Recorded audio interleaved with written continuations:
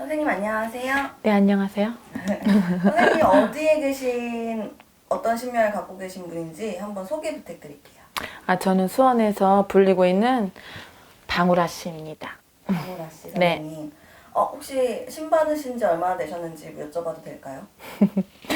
올해로 18. 18이요? 이게 숫자가 욕 같아서 18 해운년이 됐습니다. 되게 오래되셨네요. 네. 젊어 보이시는데 20대 초반에 받으신 거예요? 24살? 네. 한참 꿈만의 나이. 그래서 그때 많이 울었어요. 아, 신령님한테 막 따지기도 많이 따졌지. 왜 나를 이렇게 비참하게 만들었냐고. 갑자기 어느 날 나갔는데 근데 직업이 어떻게 되세요? 그러는데 나는 내 신을 너무 사랑하는데 갑자기 말문이 탁 막혀가지고 무당 소리가 안 나오는 거야.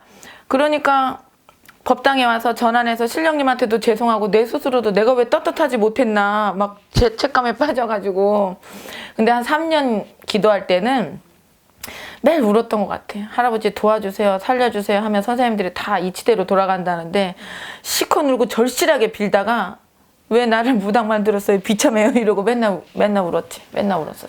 지금은 너무 죄송하게 생각합니다. 신령님한테 죄송합니다. 너무 죄송합니다. 선생님의 보는 인간관계는 어떤 식으로 형성해 가야 되는 올바른 길인지 생각하시는지. 이게 굉장히 어렵네. 차라리 점을 한 1000분을 봐달라고 하면 한마디씩 이렇게 저렇게 보겠는데 나 역시도 사실은 젊어서 신을 받기도 했지만 중간중간 인간관계를 해봐도 제일 어려운 것 같아, 인간관계가. 근데 참고 배려라는 게 일단 앞을 섰을 때에는 좋게 갈 수 있지만 사람이라는 게 나만 참는 것 같다든지 아니면 이제 우리 쪽으로 볼 때 일진에 진짜 뭐가 안 좋은 게 껴있으면 내가 아무리 참으려고 그래도 안 참아지는 날이 있어. 그러면 내가 100번 1000번을 잘해도 끝에 가서 홀랑 뒤집혀서 참은 게 왜 참았을까, 차라리 그냥 싸우고 말 걸 할 때가 있는데 사람은 합이라는 게 있어야 되고 일단 합이 들어야 되고 뭔가가 얘가 한쪽에서 날 때려도 내가 이쪽도 맞아줄 만큼 뭐가 맞는 사람들이 있어, 희한하게. 그리고 내 아픔을 위로하면서 해집는 사람이 있고 정말 같이 아픔을 같이 하는 사람이 있어. 그건 남자나 여자를 다 떠나서 하물며 부모도 형제이신도 내가 잘못되면 약올라 하는 사람도 있고 진짜 가슴 아파해주는 사람이 있어. 그러니 일단은 누군가를 알았을 때 저 사람은 나쁜 사람일 거야, 저 사람은 나쁘겠지, 이거보다 너무 서두르는 마음으로 막 다가서서 간슬게 빼줄 것처럼 한다기보다는 겪어보는 게 시간을 두고, 그리고 내가 정말 남자든 여자든 그 사람이 좋으면 시간을 두고 나중에 해줄 거 다 해줘도 되니까 꼭 사람이 남자한테만 그러는 건 아니라 생각하거든. 나는 여자친구도 엄청 중요할 수 있잖아. 정말 노래도 있잖아, 천년지기. 그런 것처럼 나중에 얼마든지 줘도 되고 사람은 시간이 분명히 필요해, 이거는. 그러다 보면 알게 될 일이 있고 보게 될 일이 있고 또 서로 참아주게 되고 하다 보면 그게 고마워서 재밖에 없지라는 마음이 생기니까 시간을 두고 봤을 때 가장 인간관계에서는 정답은 난다고 생각하고 나달란 척 하지 말고 진심이지. 어쨌든 난 진심. 내가 뭔가 필요에 의해서 쟤는 나한테 이런 걸 줄 거야.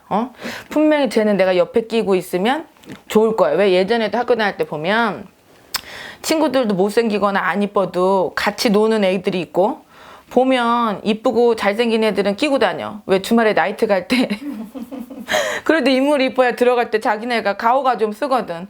근데 그런 인연들은 봐도 점을 치지 않아도 오래 안 가 보면. 그리고 남의 친구를 뺏거나 막 그런 아주 엉키고 뒤섞이는 일들이 생겨버리지. 그러니까 오래 두고 볼 것. 처음부터 너무 서두르지 말기. 그리고 가장 뭐니 해도 1등은 진심. 누군가를 대할 때 내가 더 배려하고 내가 더 줘야지 했을 때는 누가 찢어놓으려고 그러고 설령 이간질을 논다고 해도 그 믿음에는 금이 안 가지. 그 믿음에는. 그런 것 같아요, 내 생각에는. 그러면은 네. 이거는 선생님의 삶에 대한 인생 조언이라고 하면은 무속적인 조언은 또 뭐가 있을까요? 신명이나 이런 무속으로. 네. 사실 일단은 점이라는 게 너 예를 들어서 너 그 사람 나빠. 넌 걔랑 엮였다가는 너는 배신당해. 사실은 나는 배신이란 말이 엄청 무섭고 정말 싫은 단어 중에 하나거든. 어쨌든 사람이 인간 대 인간으로 만났을 때에는 좋으니까 만났을 텐데 배신당이라는 말을 들으면 영락없이 점은 맞았어.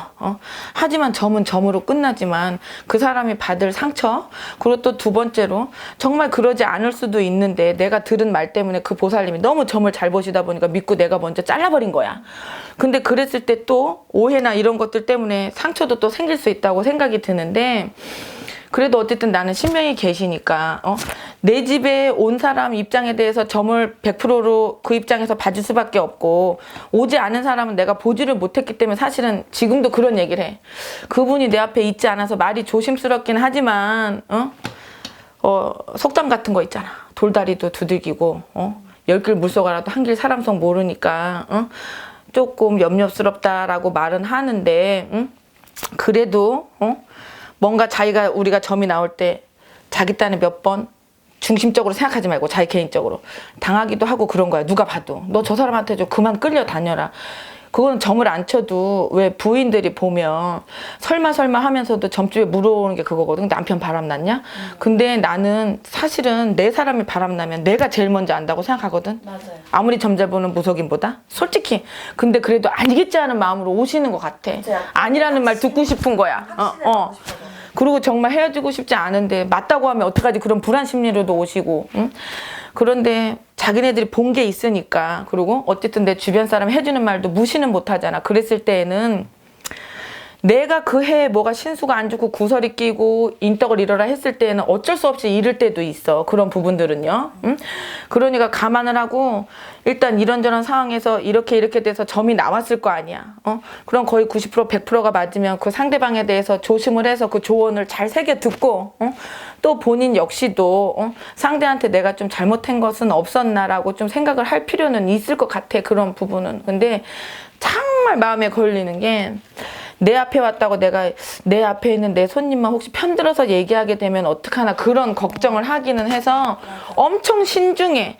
왜냐하면 이분이 아니고 그 사람이 염려스러워하는 그분이 나한테 찾아왔을 때는 또 내가 혹시 너 그 사람은 너한테 나빠 이러면 어떡하지라는 생각이 드는데, 정말 나쁜 사람이 있긴 있어. 솔직히 어떻게 사람이 사람한테 저런 짓을 하지? 그러면 그건 말을 해줘. 미안하지만 어차피 아닌데 그런데 그게 뭐 애정의 관계거나 부부의 관계면 참으라고 말을 해준다든지 모른 척하라고 말해줄 때도 있었고, 왜냐하면 진짜 나쁘게 바람이 들거나 이렇게 해서 돌아설 때에는 그건 뭐 어떻게 하겠어. 사람 마음인데. 근데 사람은 누구한테나 이별수가 끼고 공방이 끼고 자꾸 싸우라는 게 낄 때가 있어. 근데 분명히 헤어지지 말라 그랬어. 인간이 참고 노력을 하고 조금 때때로는 모른 척 해주고 상대방 기도 세워주면서 이렇게 하면 안 헤어질 수 있는 사람들도 있어. 그게 남자 여자 부부 지간도 연인의 관계도. 그러면 그거는 너 저 사람 놓쳐서 마음 아파서 너 어떻게 살을래? 순간 자존심 때문에 그렇게 하지 말고 딱 1년만 참아라. 그러면 네 마음 알 날도 있다고 말해줄 때도 있어. 그거는 그 부분은. 근데 네 자존심에 나는 못하겠다.